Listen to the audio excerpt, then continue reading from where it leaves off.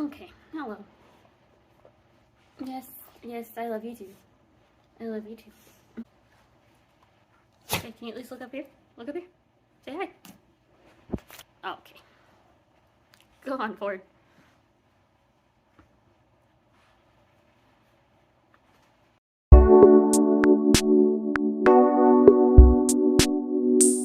Hey everybody, welcome back to my channel. First, I just want to say that if you can hear dogs barking and fighting, there are dogs outside of the door. They kind of go crazy with all of the toys and stuff that they have, and they're just dogs, so what else can you expect? Anyways, I just figured that I would, or starting with a little book unhaul. I plan on taking these books over to, we have this book exchange shop in our town where you can just take books in, and like I said, and as the name says, exchange them, and then you get some type of credit, and they just mark down the prices for books because they're all used, which is really great. It's a great way to recycle books. So yeah, I just figured I would do a little unhaul on top of like a very small haul, or I just bought two books because I went there today because you can only bring one bag per day, and I had two, so I figured I would go today and tomorrow. I would start with these two. I have two books that I do plan on giving to my mom. She is trying to read a little bit more, so I've been trying to basically give her books that I liked, or maybe just thought that she would like that I haven't read or that I have read. So yeah, the first one is it's called Better Than Fiction by Alexa Martin. From what I understand, is this is a just a cute romance story. I believe one of them, it's like a Grumpy Sunshine. I believe it is involved like all romance that deals in like the book world, and I think in a bookshop. So what's more cute than romance in a bookshop? So I never read this one. It just wasn't. Um, it was one that I kept saying that I would get to, and then I never did. So I figured my mom can read it and she likes it a lot. Then maybe I'll pick it up after she tells me what she thinks about it. The next one is called The Banned Bookshop of Maggie Banks. This is just another one that I just haven't gotten to, and it's just been on my shelf for a really long time. I figured that I could pass it down to my mom to see what she thinks about it. I think this is again another one that I think that she would, enjoy to read. I believe this one is more like a literary fiction, not necessarily a romance. It's another one that she can give me thoughts on if she reads it, and then tell me if it's worth a read or not. Most of these books I haven't read, or I've started to read and just again wasn't something, or it was different than what I thought it would be. So the first one is unfortunately A Magic Steeped in Poison by Judy I. Lin. I had really high hopes for this, but every time I picked it up, I just had a really hard time getting into it. Wasn't bad. I would like to preface that none of these books are bad. I just again uh, didn't get into it, and it has a really pretty purple underneath the desk covers. So I will be taking these next books, including this one, to the book exchange place that's in my town. Next one is Kingdom of Souls. It was just a fantasy one that I just didn't get into. I tried to read it a lot, and again, nothing bad. Just again, wasn't something that was my favorite thing that I read. But if you guys have read it and it is a good read, please let me know, and I can know if I need to maybe pick it up in the future, maybe pick it up from the library. But I just don't really need it on my shelf anymore. The next one is Clockwork Angel by Cassandra Clare. Carnal Devices series trilogy. This was another one that I had high hopes for, and just when I read it, I just could not keep myself into it. It was a little bit different than what I thought it was going to be, which sucks because I've heard so many people talk about this series. Obviously, it's a very beloved series. There's a lot of people definitely like Cassandra Clare's work. I'm a little disappointed that I didn't like it, but it did not bad. Just not my favorite thing that I've read. Next one I have read, and it's The Spanish Love Deception. Didn't hate it. I liked it. It wasn't like my favorite thing that I've ever read, and this one I liked it. It just is something that I don't necessarily want to keep on my shelf. I don't ever find myself wanting. I don't think I'm ever gonna reread it, so I figured somebody else can get use out of it. But it is a cute romance. I do think it's worth a read. But yeah. The next one is Unbirthday. It is a Alice in Wonderland retelling. It's a twisted tale. It's like a whole series of books that Liz Braswell have written about a bunch of different Disney fairy tales. Like I believe there's a Peter Pan one. There's another one that I just just couldn't get down with the writing style. There was something about the writing style that just couldn't really get into this book, and as much as I've gotten into other books, and I've had this one on my shelf for quite a few years now, and I just think it's time to pass it on. I did notice when I went to the book exchange store today that they have a pretty decent amount of Twisted Tales, and so I figured, why not add to their collection? And I don't really see myself reading it. The next one is Marriage Game, but this is another one that's just says it's a romantic comedy. I never got around to reading this one. Just it was something that sounded interesting when I bought it, and then every time I went to go pick it up and read it, I just didn't really want to. And like I said, this is something that I can pass on to somebody else who might want to read it. There wasn't anything, again, not bad, just wasn't necessarily my favorite thing that I've read. Um, what I did read of, I do have to say I did not get very far into it. Um, and then the last book is one that, The Wedding Crasher, by Mia Sosa.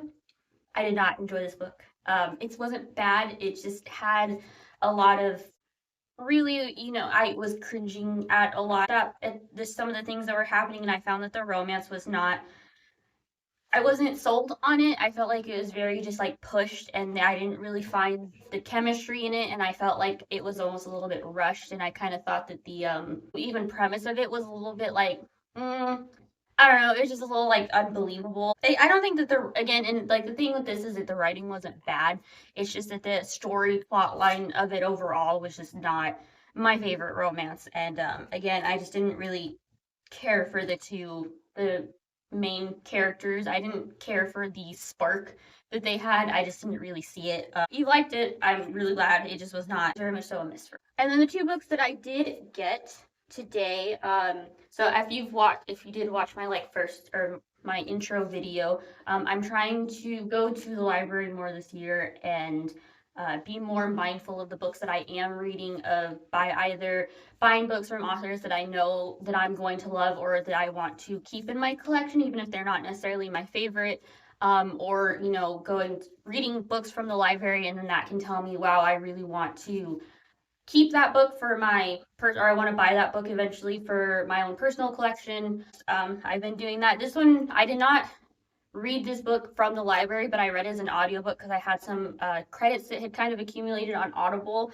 And I just wanted something a little bit different than what I've been reading. And it's You Shouldn't Have Come Here by Geneva Rose. Me and my best read this book together, and I had a really fun time with it.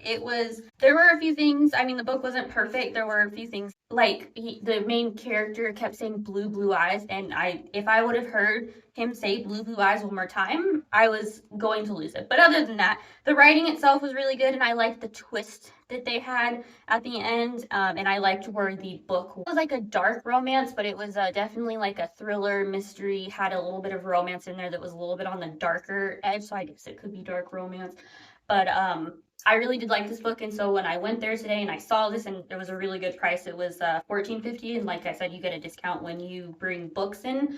I was like, I really want to get it, and it's hardcover and it's in really good condition, and so I was like, I definitely see myself reading this or wanting to lend it out to people, and just it would be nice to have on my own personal collection, so I went ahead and picked this up. I would recommend, if you want to read this, the audiobook is really, really good. I really like the narrators in it, and I thought that they just did really, really good with this audiobook. So it is a short read. It's only like 200 and something pages, so it's one of those thrillers that you can definitely just rush through if you could probably read it in one sitting. And then the last book that I got, it's Loveless by Alice Oseman. Like I said, if you watch my other video that I posted, I mentioned that I wanted to read more of Alice Oseman's work after I read the Heartstopper series and I read the Nick and Charlie novella. And I saw this one and it was only $7. And again, with the discount, both of these books were only $12.50 together, and you really can't beat that price. But I saw this, and it was really fun that it was a novel instead of it being like a graphic novel, which I really enjoyed the graphic novel. It would be nice to read something that was a little bit, different. And this is just another story, I believe, about a character just navigating like sexuality and how they find that they're different from a lot of the people that's around them. Maybe they're just, from what I read on the back of the synopsis, it's just that somebody who's realizing that they don't feel the same way about other people as other people do, which I think would go into a form of like asexual or aromantic. It's kind of what it's giving me. Maybe that person is going to start looking into and researching that topic, because it sounds like this character, Georgia, isn't really familiar with those as she's learning more about herself. And it's nice that this is something that takes place in college, so it'll be kind of nice, or not nice, but it'll be kind of cool to see just a little bit of a higher aspect than like high school, which is fine, obviously, but it will be nice to kind of see just different stories that take place at different points of people's lives. And like I said, this is one that our Alice Oseman is definitely has become an auto-buy author for me. And I'm really excited to read it. And it seems like I read her stuff really fast. And I'm just really excited to read more characters and read more stuff from her. And this is such a cute cover. I don't know if this is like a, I don't think that this is a, I think this is an older cover, which is really sad because all the other ones on the back, if I can get that to focus, are very cute. Um, so maybe I'll have to go hunt and try to find all the other ones that match this, because these are really, I already have the Nick and Charlie novella, but it's a different cover, which that cover is also really cute, but I'm one of those people who I can collect multiple different types of copies of books, and I have no shame in it. And so, no shame. So if I find the other copy of this, because I remember seeing it and I didn't like it, but if I find these other copies, I might go hunt down and see if I can find them somewhere, because these are all really cute. Same, the Nick and Charlie one is adorable. But the only two books, again, a very small little book buying that I went on, because like I said, I'm trying to be more mindful. But I'm really excited about having both of these. Like I said, You Shouldn't Have Come Here, I've already read it, but really excited to have that and then read more of Alice Oseman's work. And then definitely not a huge stack of books that I'm going to be taking in. I did take another stack, so, you know, don't, was not talk about that, but it's fine. But I'm excited about also going in and I like book hauls because, again, it's not that the books are bad, but it allows me to be really excited about what's on my TBR, and it makes me more excited to want to read what I physically own instead of just going out and go buying books. So I'm definitely more like, when I look at my TBR shelf, so to speak, I'm really excited about what's on there instead of just like seeing a bunch of books that I'm like, oh, I don't really want to read that. And then some of the other ones that I'm like, oh, I forgot that I had that, which I don't have like a expansive TBR as of right now. I just, sometimes they get lost when you have a lot of other books that you're not necessarily excited about. So yeah, I hope you enjoyed this video, and I really appreciate your time in watching this. And I will see you guys hopefully really soon. Bye.